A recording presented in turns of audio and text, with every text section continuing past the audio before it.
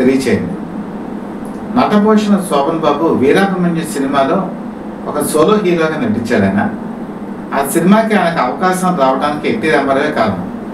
ఈ సినిమాలో వీరాభిమన్యు క్యారెక్టర్కి అన్నది పోటీ పడ్డారు, రెబల్ స్టార్ కృష్ణరాజు పోటీ పడ్డారు, అలాగే నటభూషణ శోభన్ బాబు కూడా పోటీ పడ్డారు.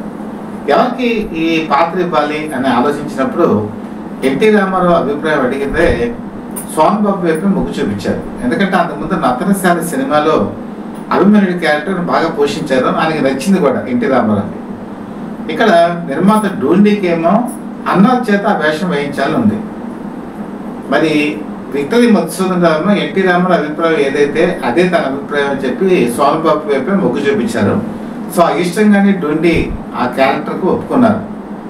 శోభన్ బాబు ఈ సినిమా చేస్తున్నప్పుడు ఇందులో అనేక మంది సాంకేతిక వర్గం తర్వాత కాలంలో ఫెమిలియర్ అయ్యారు. అందులో ఎన్ గోపాలకృష్ణని ఈ సినిమాకి అసిస్టెంట్గా పనిచేశారు. ఆయన అంటే అసిస్టెంట్ డైరెక్టర్గా పనిచేశారు.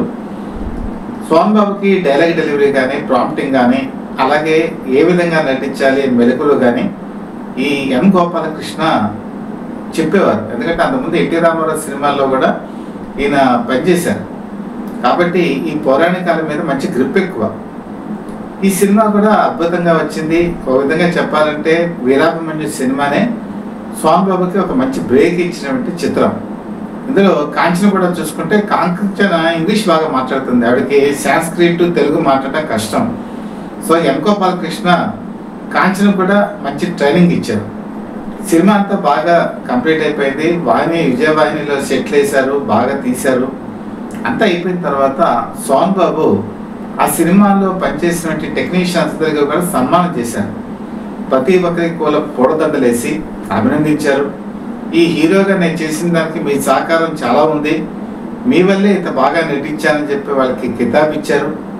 పైగా అందరికీ కూడా ఒక ప్రామిస్ చేశారు, ఈ సినిమా సక్సెస్ అయిన తర్వాత నేను హీరోగా ఎస్టాబ్లిష్ అయితే మీ అందరికీ కూడా నేను ఒక్కొక్క టెక్నీషియన్కి నేను ఫ్రీగా సినిమా చేస్తాను అని చెప్పేసి వాగ్దానం కూడా చేశారు. అందులో నేను చెప్పినట్టు అసిస్టెంట్ డైరెక్టర్గా పనిచేసిన ఎన్ గోపాలకృష్ణ కూడా ఉన్నారు. సినిమా రిలీజ్ అయింది, అద్భుత విజయం సాధించింది. తర్వాత శోభన్ బాబు ఎంత మంచి నటుడు అయ్యారో మీకు అందరికీ తెలిసిందే. ఎన్ గోపాలకృష్ణ అసిస్టెంట్ డైరెక్టర్ నుంచి కో డైరెక్టర్ అయ్యారు. కో డైరెక్టర్ నుంచి డైరెక్టర్గా లక్ష్మణ రేఖ అనేటువంటి సినిమాని దర్శకత్వం చేయడం వహించారు. లక్ష్మణ రేఖ అనేటప్పటికీ జయసుధకి హీరోయిన్గా మొట్టమొదటి సినిమా ఇది. ఇందులో చంద్రమోహన్ విలన్గా నటిస్తారు, మురళీమోహన్ పాజిటివ్ క్యారెక్టర్. ఈ సినిమా రిలీజ్ అయ్యి జయసుధ హీరోయిన్గా ఎస్టాబ్లిష్ అవడానికి కారణమైంది.